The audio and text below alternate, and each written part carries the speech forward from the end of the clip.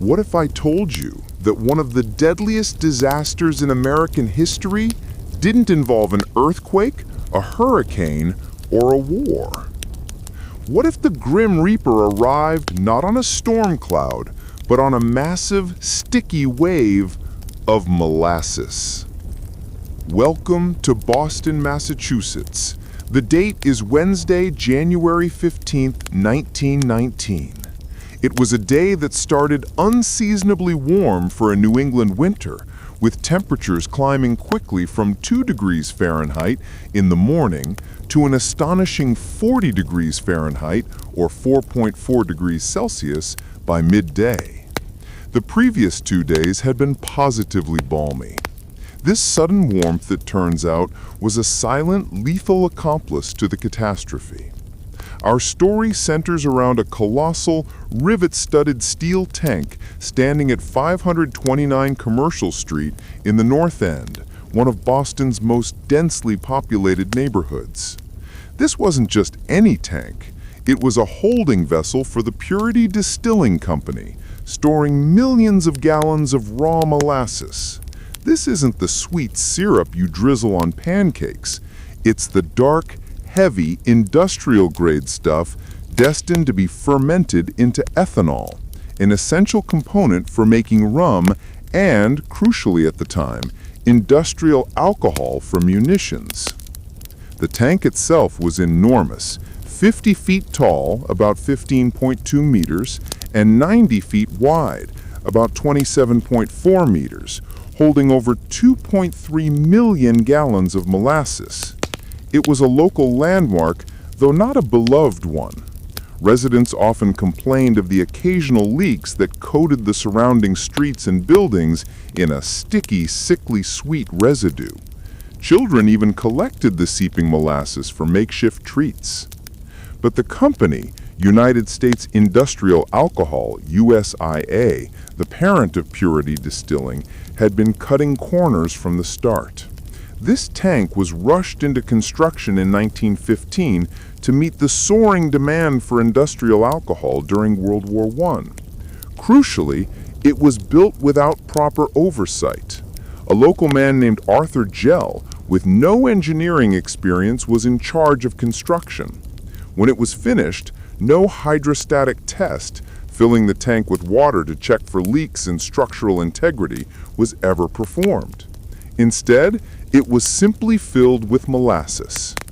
Even more disturbing were the signs of danger. Soon after it was filled, the tank was groaning. Locals reported hearing loud, terrifying metallic creaks and groans emanating from the structure, especially when a fresh batch of molasses, a substance which contracts and expands dramatically with temperature shifts, was added. Chillingly, local newspapers had even published stories about the dangers of the tank, mentioning the very real fear of an explosion. USIA, however, dismissed these concerns as trivial, prioritizing profit over safety. Now, flash forward to that warm afternoon. At approximately 12:30 p.m., a sound like the distant machine gun fire ripped through the air, the sound of steel rivets shearing under unimaginable pressure. The massive steel tank exploded. The wave that burst forth was not a mere spill. It was a catastrophic hydrodynamic force, a brown, sticky, and deadly wall of molasses estimated to be 25 feet high, almost 7.6 meters, and moving at a speed of about 35 miles an hour, or 56 kilometers an hour, slammed into the North End. The pressure was so immense it was measured at nearly 2 tons of force per square foot. Within moments, the world was drowned in sweetness. In the wake of the explosion, the devastation was immediate and total. The colossal wave of molasses tore through the neighborhood like a liquid battering ram. The molasses wave's first victims were the structures immediately surrounding the tank. A support girder for the elevated railway track was completely knocked out of alignment. Buildings were reduced to splinters. A nearby fire station, Engine Company 31 was ripped from its foundation and violently swept across the street, trapping a dozen firefighters inside. They were among the first casualties. The wave even managed to push a freight car off its tracks. The tragedy wasn't just the sheer force of the initial impact, but the terrifying aftermath. People caught in the wave were not simply knocked down, they were smothered, crushed, and entombed. The raw molasses was not only heavy, weighing about 11.7 pounds per gallon, about 1.4 kilograms per liter, but as it cooled rapidly in the colder winter air, it became thick, glutinous, and utterly inescapable. Victims were trapped in a dark, suffocating morass, unable to move their arms or legs, slowly drowning in the thick brown syrup.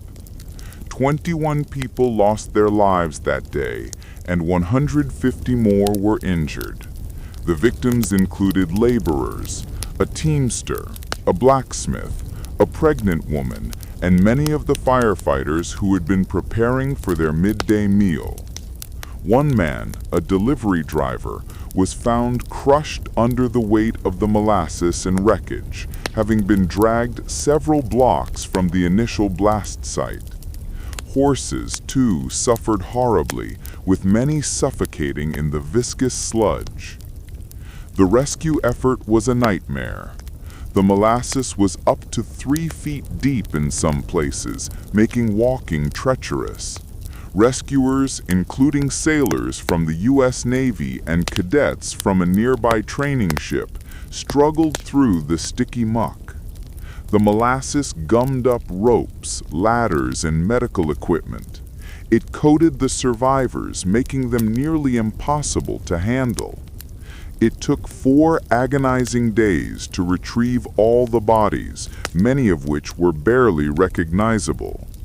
But the story doesn't end with the cleanup.